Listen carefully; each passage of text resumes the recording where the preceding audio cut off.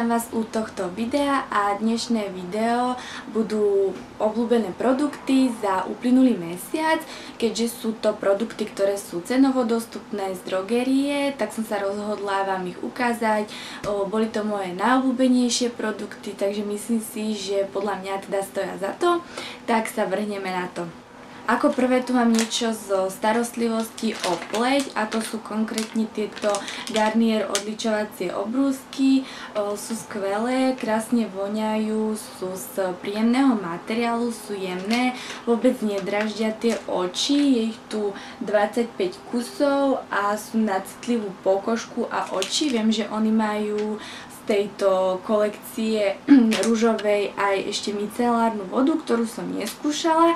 Mala som tu Pure na masnú pleť, ktorá je úplne na prd, ale tieto Garnier Skin Naturals odličovacie vreckovky sú úplne skvelé a myslím si, že je to dobrou voľbou aj teraz, keď pôjdete niekde na dovolenku, takže ušetríte aj miesto v taške alebo v kufri.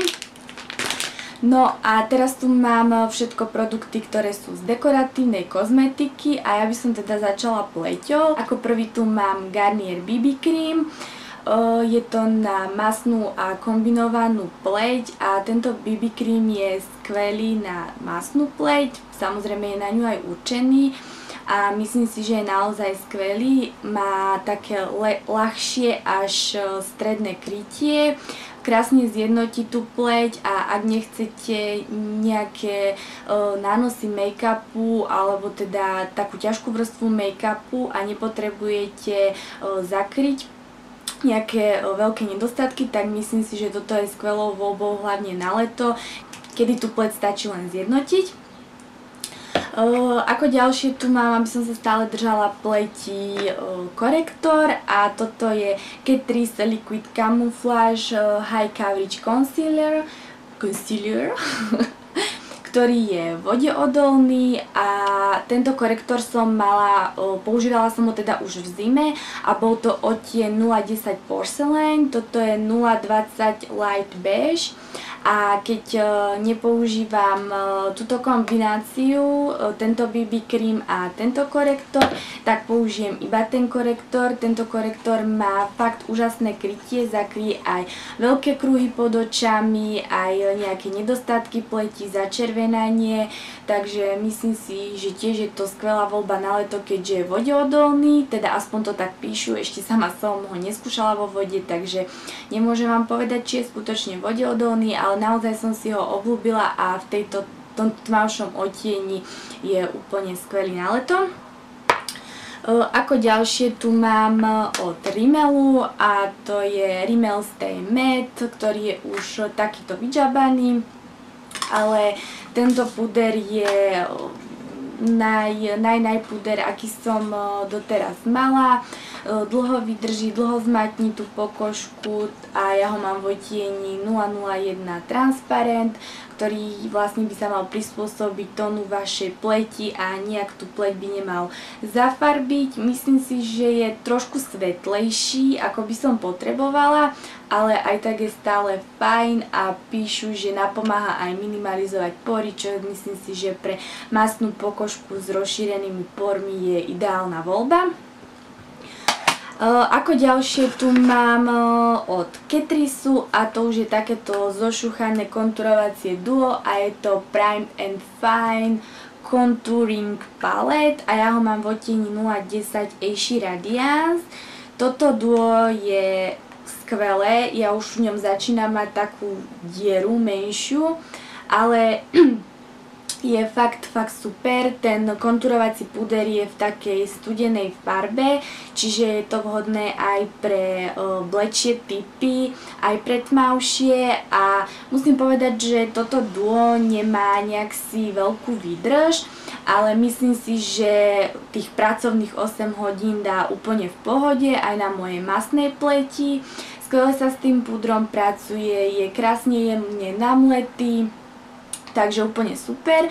A čo sa týka tohoto rozjasňovača, ten rozjasňovač na to, že je to drogerkový rozjasňovač a teda nemá až tak veľkú pigmentáciu, tak si myslím, že úplne stačí aj pre tú masnejšiu pleť, ktorá sa už sama o sebe leskne a je v takej, hádže také odlesky skôr do ružového tónu, ale ja ho mám veľmi rada a toto konturovacie duo som si za posledný mesiac veľmi obľúbila. Som sa ešte stále držala teda pleti, tak nadviažem na to konturovacie duo a mám tu teda licenku, ktorá je od NYXu, je to Powder Blush, takáto tá ich najznámejšia edícia, alebo ako by som to povedala, a toto je v odtieni Peach a už mám aj ten obal taký pokazený, pretože ju naozaj stále používam a mám ju naozaj rada, je v takej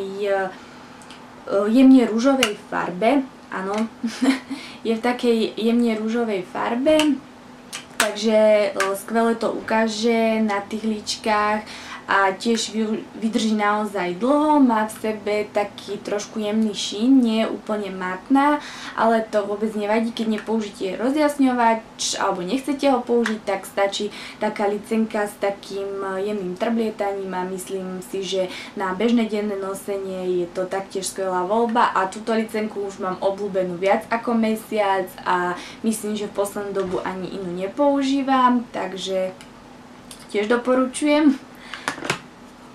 No a teraz sa už vrhneme na oči a na ten taký očný make-up a na pery. Na pery tu mám za poslednú dobu, som si najviac obľúbila také nude pery alebo také prirodzené a to tu mám od Milany. Takýto rúž, je to matný rúž, je to v tej takej zlatej tube a toto je odtieň 61 Matte Naked. Myslím, že ste ho mohli vidieť aj v poslednom tutoriáli.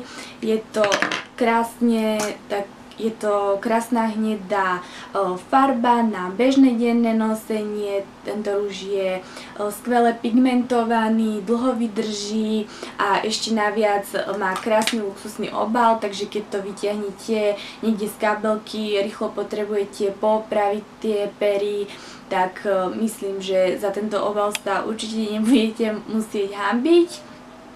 Takže fajn. A potom tu mám opäť s matným finishom dva tekuté matné rúže, alebo teda Liquid Lip Color a toto sú od značky Jordana. Tieto rúže sú skvelé až na to, že keď sa napijete alebo po jedle ich musíte trošku poopraviť, pretože tuto v strede pier sa začnú troška drviť alebo melniť, alebo ako by som to povedala.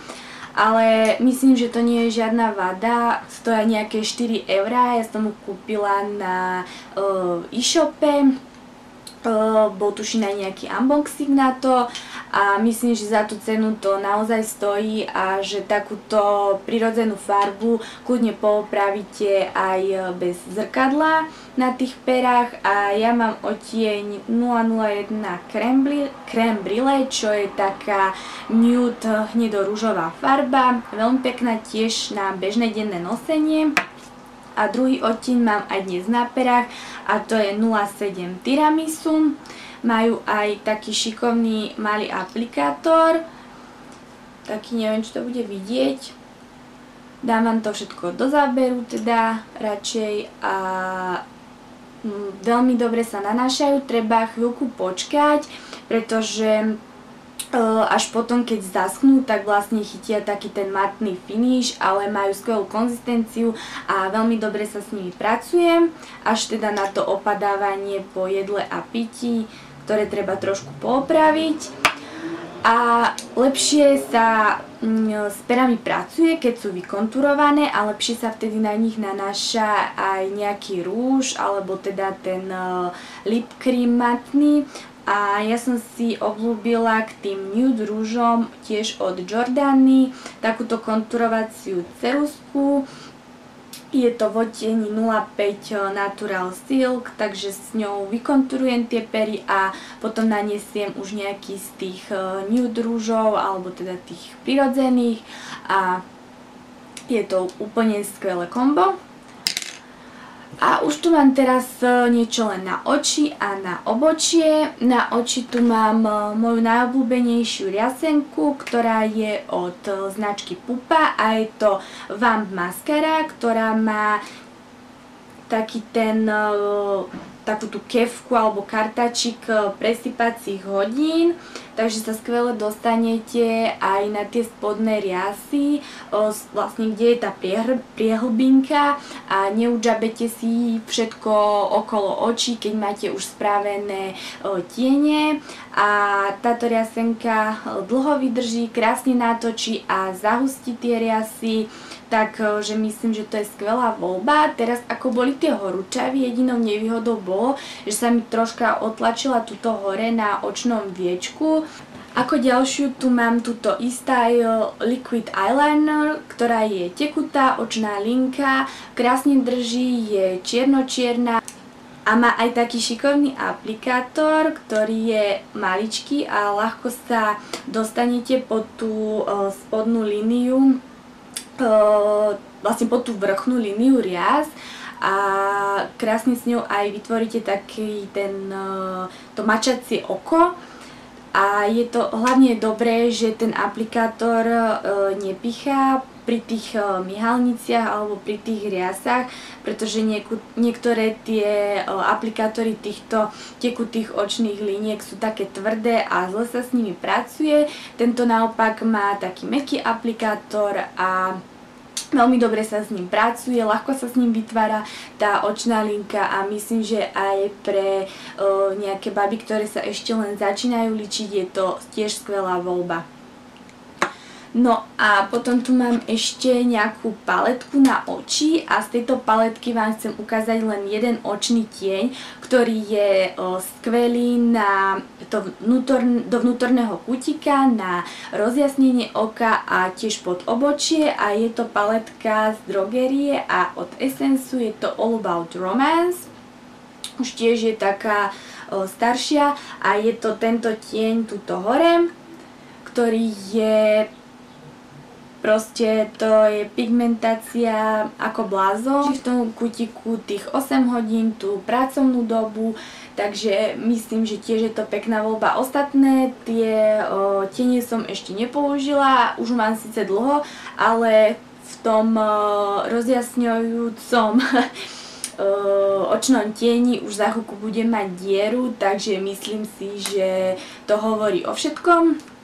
No a už tu mám posledné dve veci a to sú iba na obočie. Jedno je od Essence, je to Make Me Brow, je to taká maskara na obočie, ktorá to obočie zafixuje a dodá tiež mu trošku aj takej farby. Táto maskara má taký maličký šikovný aplikátor, ktorým ľahko vyčešete to obočie a zafixujete. Ja nemám rada tie také kefky, ktoré sú na týchto aplikátoroch, ktoré sú také veľké, pretože potom sa s tým zle pracuje a toto má malú šikovnú kefku. Ešte naviac je to aj cenovo dostupné, takže prečo nie? A z drogerie si myslím, že skvelá voľba. A posledné tu mám od Catrice'u, je to Eyebrow Stylist v odtieni 040 Don't Let Me Brown, čo je takáto ceruska na obočie. A táto ceruska je asi úplne top, najlepšia, ktorú som akú kedy mala z drogerie, pretože je v takom studenom odtieni a ešte čo je skvelé, že z druhej strany má takú kefku na vyčesanie a rozblendenie toho obočia. Väčšinou tie kefky z drogerie majú také sú tvrdé a majú nie vlastne túto špirálku, ale takú jak naozaj kefu a s tým sa veľmi zle pracuje a myslím, že táto ceruska ma vyšla nejak na 2 €, 2,50 €, takže skvelé a tiež naozaj super drží. Jedine čo je nevýhodou, že keď ju strúham, tak sa veľmi rýchlo míňa, ale myslím, že to stojí naozaj za to a veľmi som si túto ceruzku za posledný mesiac obľúbila. Mala som ešte v odtieni 0,30 sa mi zdá, ale tá bola skôr do tých teplých farieb a ja mám alebo do tých teplých podtónov a ja mám na obočie rada skôr také studené odtiene, takže som sa v tomto naozaj našla. Už bolo pre dnešné video všetko, myslím, že bolo celkom toho dosť, väčšinou to bola dekoratívna kozmetika, takže aby to už nebolo až príliš dlhé, tak ja to teraz ukončím a majte sa krásne, teším sa s vami u ďalšieho videa. Ahoj!